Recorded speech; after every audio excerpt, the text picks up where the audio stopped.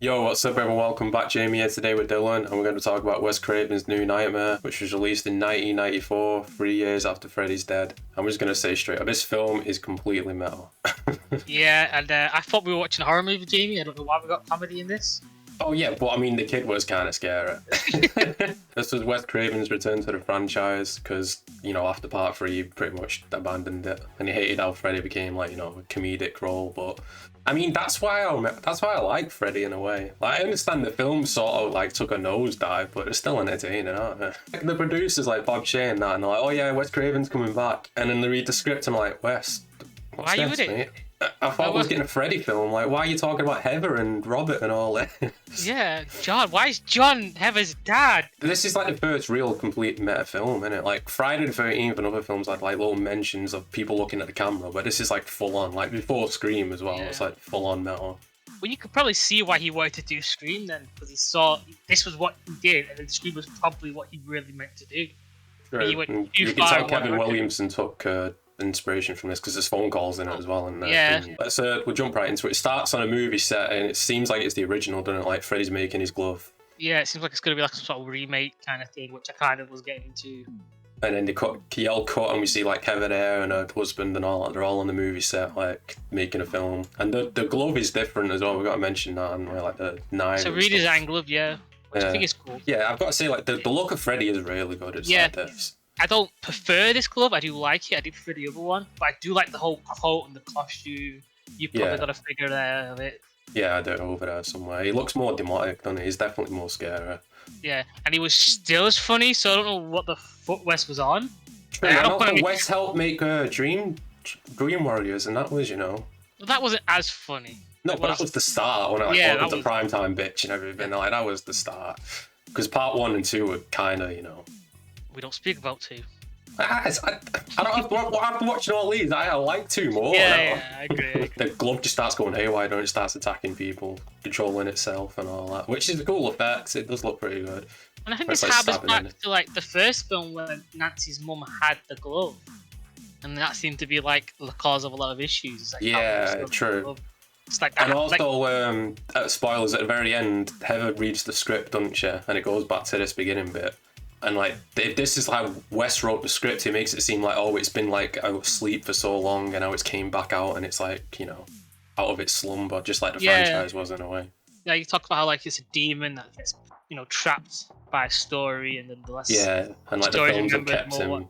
the more the films watered down and forgotten, the more back. Which is kind of like an anagram for Freddy himself, because kind of what happens throughout the movies is that people forget, he comes back. Yeah, we got to mention Heather Langenkamp's playing herself. I don't think it's so. I mean, that would be completely meta if it was her actual husband as well. The main characters is her, the husband for a bit, a kid who's I don't know, Dream Child probably has it beat, but this kid is annoying. What's his name though? What's his name? Oh, it sounds very familiar. Yeah. Dylan, that's the one. Wow, I throughout this entire movie, I kept hearing Dylan, and I kept turning my head. I'm like, what? We also got the babysitter play. The name's Julie, and I like Julie, especially later on inside the hospital. Yeah, but she kind of looks like not Alice. In part 3. Yeah, Patricia David Arquette. Arquette. Yeah, Patricia Arquette. Yeah. She got the same hairstyle and stuff. Yeah, I don't know whether that was a purpose thing. Who knows? Maybe she was originally supposed to be, the role, but she didn't want to come back. I don't know. Maybe it wasn't made to be a babysitter. But I would have liked that. Because we did see a few of the characters from we do see few of the actors. Mostly from part 1, though, really, isn't it? Yeah, which I thought was weird. I thought, why not part 3? But yeah, it's all a dream. She wakes up and there's earthquakes going on in it. It's in California, and Yeah. Yeah. There's a lot of earthquakes. Well, you mentioned there's a few shots where there's real damage from an earthquake happening around about that time. Yeah, while they were filming, an actual earthquake happened. So So do you think because it feels like those earthquakes were just thrown in because it happened around about that time? No, it was already inside the script. That's what was weird timing, because while we started filming, the earthquake started happening. Wow. Maybe this film's cursed a little bit, And then we get the first phone call, and it's 1, 2, Freddy's coming for you, and he hangs up. And it's Robert Englund on the phone, innit? I think it sounds like it's Robert Englund throughout the movie. But yeah.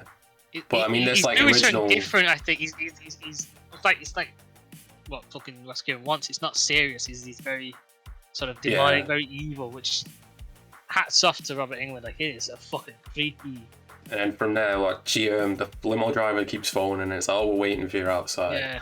And then she gets picked up, and then limo is letting more elements of meta because he's like, oh, the first one was the first. The first film was the best, and he never should have killed Freddy and all. Yeah. And earlier on, we see like her kid was watching the movie, and she's not happy about that.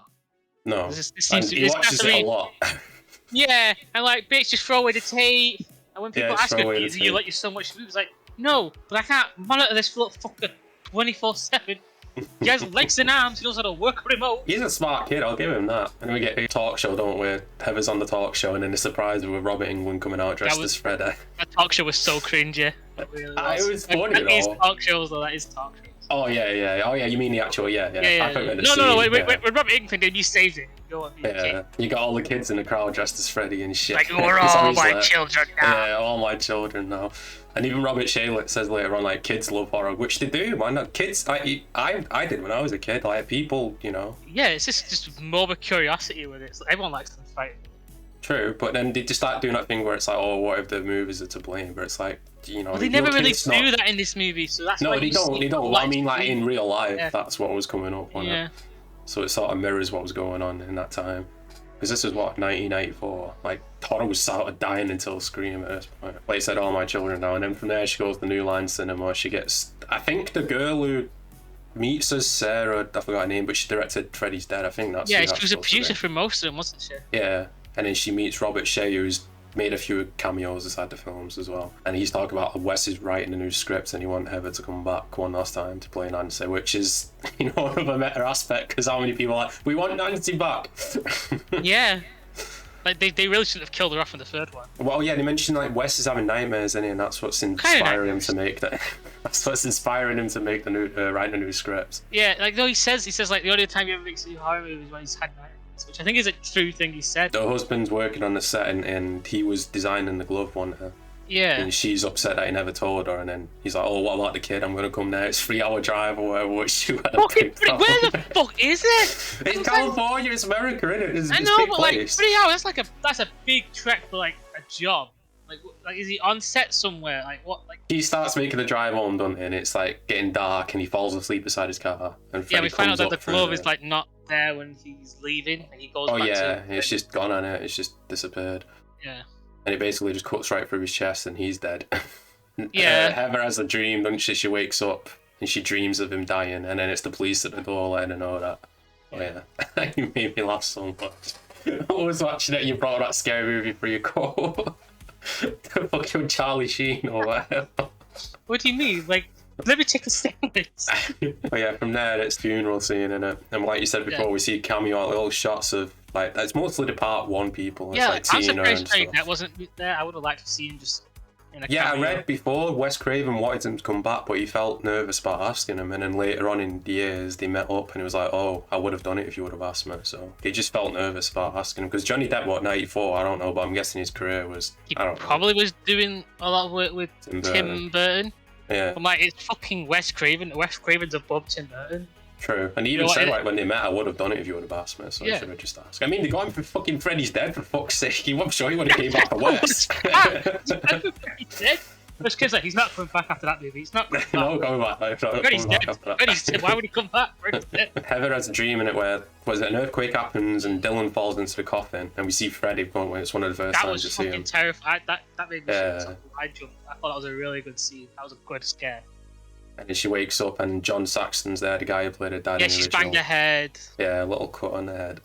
Yeah, she stayed out of the movie, which I really like. Most movies were just like, Oh yeah, Forget just about go it. away. And then the priest, his delivery on that line, what is it? Everyone get home safe or whatever he says. it's like, rest in peace. Peace be with you all, fuckers. I'm leaving. Get the fuck out, is it? Get the fuck out. Oh, quick, leave the right from the grave. Yeah, I saw that too, bitch. I'm going to skip ahead a bit, because this film's an hour and 50 minutes long. Yeah, but That's one of my issues with it. like, what's his name? John, who plays John dad. Saxton. Yeah.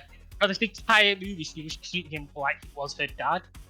True. And then don't eventually know they whether actually morph into Yeah, it. I don't know if that's because like the plot of the movie is that Wes is writing this movie scene by scene, and as he's writing it, they're acting out that part. Maybe, So it makes or maybe sense that's in... why they're acting like father, like father and daughter. Because as Yeah. he's writing, they're starting to become what he's creating. It could be that, or it could be the fact in real life them two are actually close, and he's just writing how it was. Maybe, but yeah. I'll go with yours. Makes more sense because in the end they do more, like they change clothes and everything. Yeah, that's why I'm saying that. I think that makes more sense. Those are like the breadcrumbs for us to realize, like, oh. Speaking of breadcrumbs. Wait, the next scene. No, it doesn't. But I'm just saying like that. No, that was previous. The next bit is the dream where he's got the fucking knives. He puts the knives on his fingers, and he tries attacking. Oh my god! Man. Teach me, Freddy. I mean, it's kid actors, right? I mean, it's hard. You can't. No, you can't. I mean, to be fair, like, I guess he does an alright job. Like Dream Child was a lot better. I mean, a lot worse, I should say. Yeah, but he had very few scenes, so that was really good. This kid had a lot of scenes, and he was doing really well with what he had. Because it was just an awkward character to create, I think, brings life for a little kid. And they do focus quite a lot on the. I mean, I understand like it's the mother and child aspects, where it seems like quite a lot of this film involves the kid. Yeah. You know what I mean? I would have had more Freddy. Like, maybe he would start killing off the other cast members or something. Yeah, but like this is like the fewest kills and the least time you have Freddy. Which I guess he's trying to make this him is more not a horror scary movie again. in my mind. This is definitely like a psychological thriller more than anything. Yeah. With horror with like, slasher horror kind of in there. And she gets the phone call again, and we had to rewind it. What does he say? I touched him. That's what it says on the phone, doesn't it? Something like that, yeah. Yeah, and then Tom comes out the phone just like the original as well, which was good. Throughout this movie, like the kid's been mentioning how like Rex, his little Teddy's been saving him. Like when he said that, I'm like, oh, we're gonna have like Freddy fight a fucking dinosaur some moment. You know what I mean? I felt like, in the dream world, the dinosaur's gonna come out. It's like they focus on that aspect, and then it's not brought up much. Like it is brought up again, but then it's not like a key moment for the kid or something. Not brought back towards the end. This to me seems like there's a lot of things that the script was just taken out so long. Yeah, I imagine, like we talked about before, this film probably originally was a lot longer. Heather goes to Wes's house, doesn't she? Which, Wes, if this is your real house, holy shit, you had a really good house, man. Fucking hell. The fucking pool was massive. It just fucking went all the way around. It was crazy. We all had pools, like Wes. Well, yeah, I mean, Heather just had, like, a normal one, but Wes was long. It was a long pool. Oh, did we miss the Robert Englund? Like the last scene we had with Robert Englund as Robert Englund. Oh yeah, that's before this, isn't it? Because she phones Robert first, and he's painting saying, into her. And he's saying that he's having nightmares, and then like oh yeah, Freddy's back, but he's like demonic, more evil. She's like, yeah. He's like, oh alright. She's like, you been having nightmares? Like, no, never mind. Today's not a good time to come and see me. See me tomorrow. She's like, alright, first thing in the morning. And then like you see like he's got the painting. Like that's the last you see of him. Like she rings in. And they get the voice message or something like that. He's gone out of town. Either there was some, a big chunk of his stuff was taken out just for him to play Freddy, because it feels like there was more for Robert Englund's character. Maybe, I mean, obviously, I know Robert Englund was playing Freddy, but maybe inside the film, because we never see Robert and Freddy, you know what I mean, like on the screen at the same time. Yeah, maybe someone was cut out where it was actually him turning into Freddy or something. Yeah, I thought like maybe that was going to be like a plot throughout this movie. Like he's going to suspect Robert Englund of being Freddy, because they mentioned earlier on like, oh, would you trust your kid with your co-star? She goes, oh, Robert, as if to say, oh, he's a really nice guy actually. She goes to Wes's house, doesn't she? Yeah. Talking about the new script, and this is where we get like Wes is like, oh, the film's helped because he was a demon in it or whatever, and the film. Well, why does he explain it now? Like, it says like, oh, it's a demon that sort of exists, and like the only way to like. You can't defeat, you have to imprison it, and the only way to do it is go through stories. Like his only weakness is storytelling style. Wes Craven is a writer, so you have to trap him in like a story where he gets defeated, and then you have to like keep that story alive until he gets watered down or forgotten, and then he starts becoming free. And he like comes, he has to like come through someone, like there's a gatekeeper or something, and that's humanity. Because she was the first one to like humiliate him and defeat him. Yeah. There's like that scene where John said, "Oh, I was speaking to Wes." He says, "Oh, he's up to this part where Dylan reaches the heavens," which is like the kid. Oh yeah, I never mentioned that on the fucking rocket. Really weird. You know what I mean? The music was weird as well, like some of the throughout the entire movie until towards the end. It started getting better. A lot like the movie. She has another nightmare, doesn't she? Whatever, and Freddy attacks her inside the house, slashes her arm. Yeah, and then this is one where we'll take the kid to the, I don't know, is it a sleep clinic or something? She falls asleep at the hospital, doesn't she? While he's inside that little, like, whatever they got around the bed. And he starts speaking like Freddy a little bit as well, doesn't he? And he pukes what he looks like shit. He just pukes all brown shit all over her. Yeah, and then, like, it's a dream sequence, so all like, we're going to take the doctor's treating him. It's like, oh, we're gonna take the evil, and she has like a Freddy hand. Yeah, Emma wakes up, and then they start thinking she's a little bit crazy as well, because she's like, "Where's the kid?" And like, "Oh, we took the kid downstairs because you were asleep." And then which I thought this film would be a lot better if they kept all like the fact that we knew that Freddy was alive. They kept that stuff a little more vague for us. You know what I mean? We didn't see like the husband's claw marks, or we didn't see certain elements. Yeah, true, but then it'd be even less Freddy, wouldn't there? I know, but I mean, like, we see less of, like, we see those kills, but we don't see the result of them. Like, we don't see, like so we never saw this. In the hospital, we didn't see claw marks. I mean, I watch Freddy films to see Freddy, and like, that's my problem with this, you know. But this isn't a Freddy movie, this is a new Nightmare.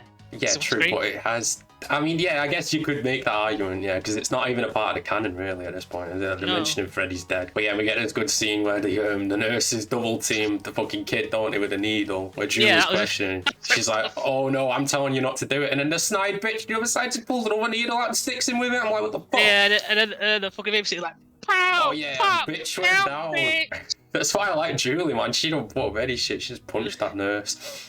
I think that scene was literally the scene that made Kevin go, yeah, that's going in Scream. That's going in my movie. Oh, yeah. Wow.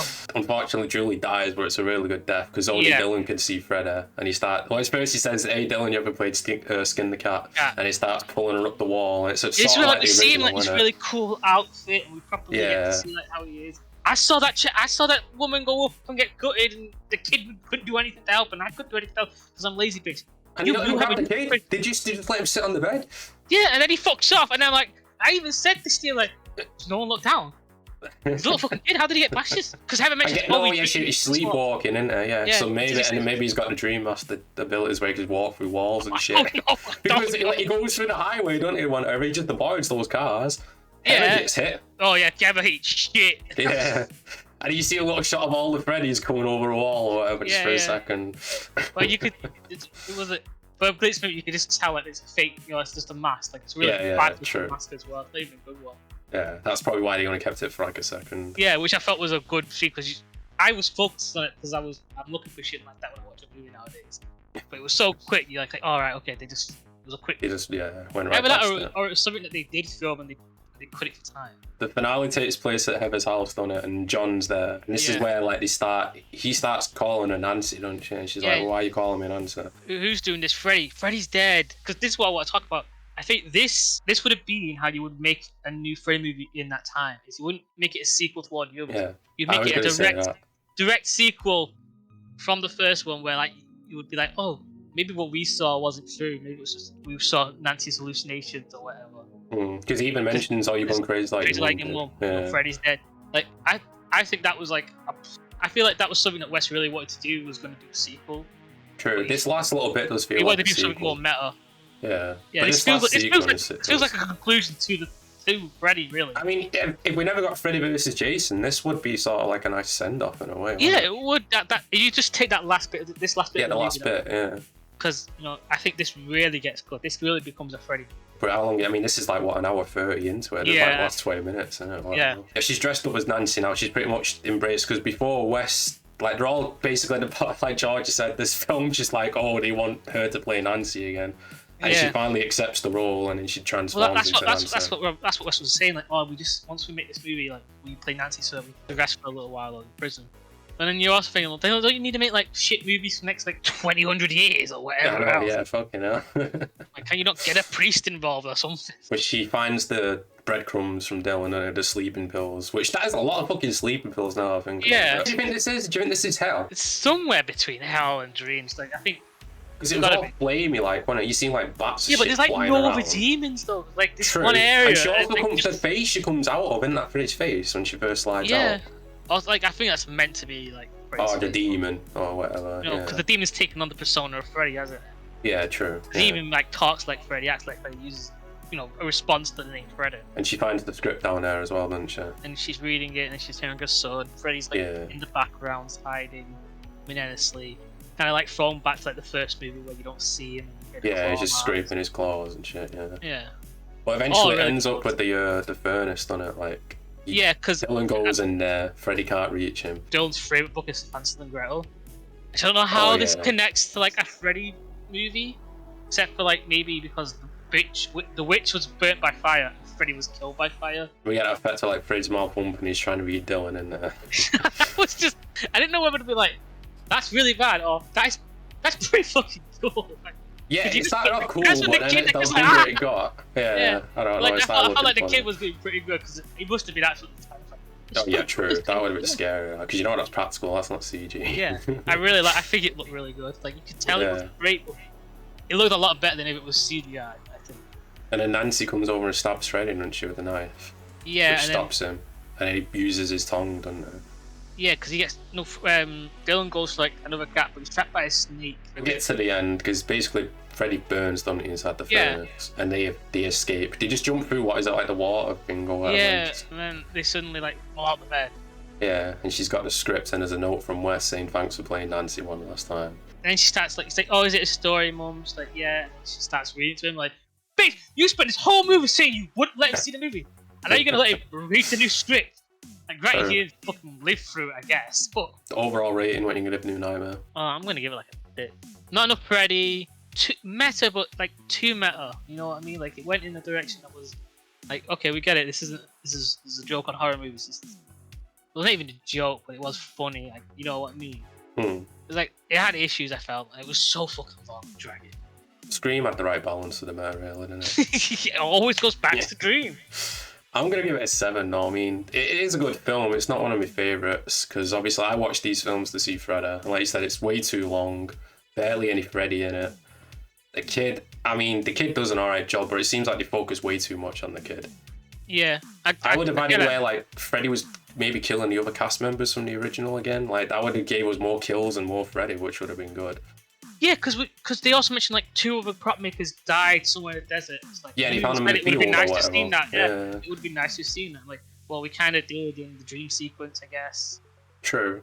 But now you think about what them 2 kills at the beginning, her husband, and then Julia. That's 4 kills in it. That's all he does. And he's barely in it. Next week, we're going to rank our favourite from worst to best of the franchise, so make sure you tune in for that. Click like and subscribe if you're new. Check out Dylan's social links down below. Until next time, peace out in a bit.